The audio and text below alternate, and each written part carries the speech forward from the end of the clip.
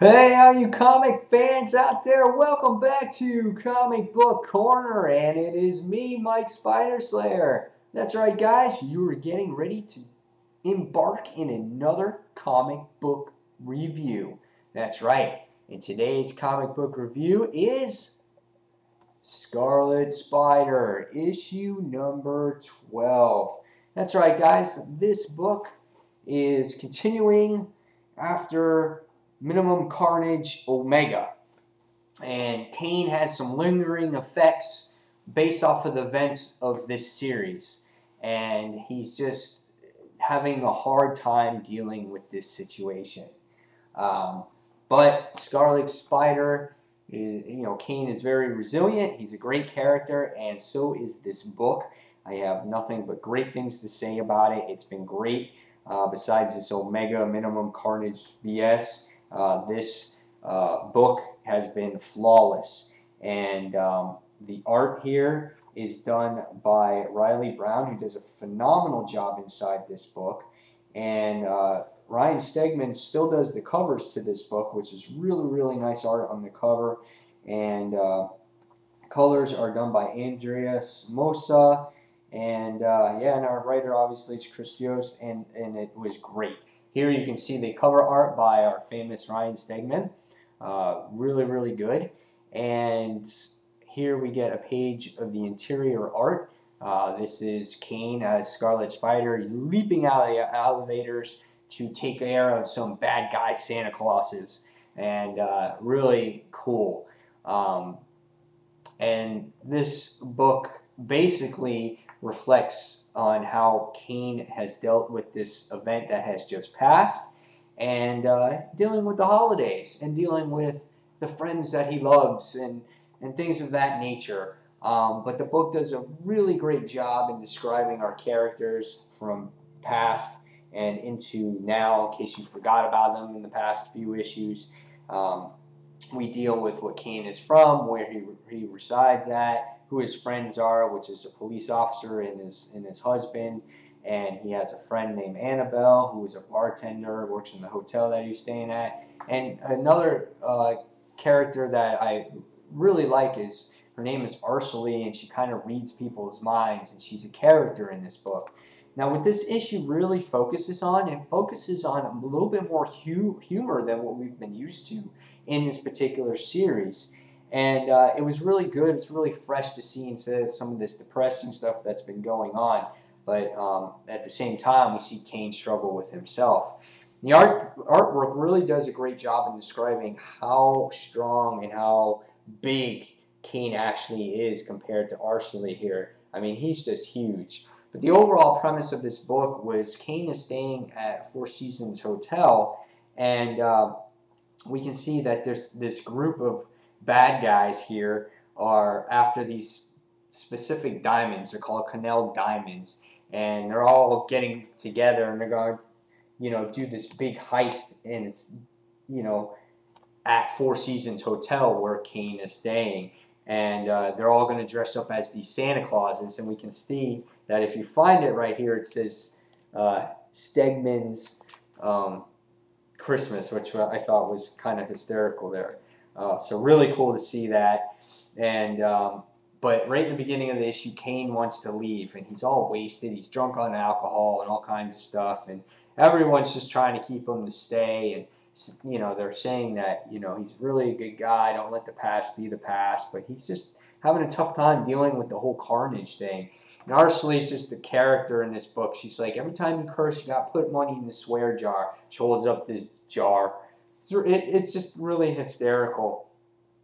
And as the issue goes along, Kaine and the rest of the group are actually forced out of the hotel because there's this other guy from Belgium, an ambassador, who's supposed to stay with the presidential suite.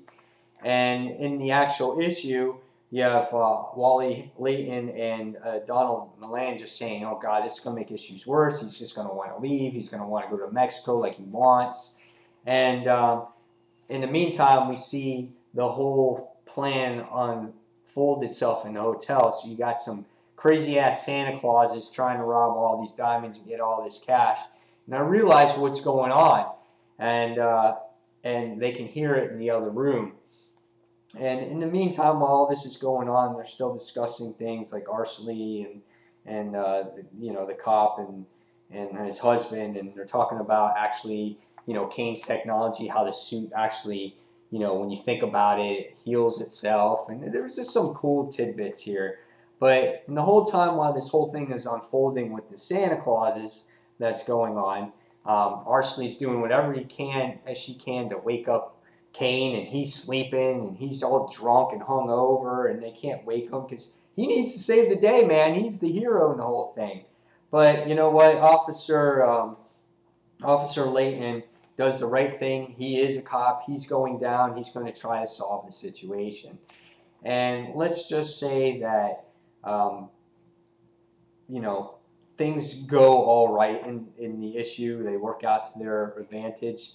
Amanda's being held hostage in the beginning when things are unfolding. And, she makes this plan. She's like, let's go up to the suite.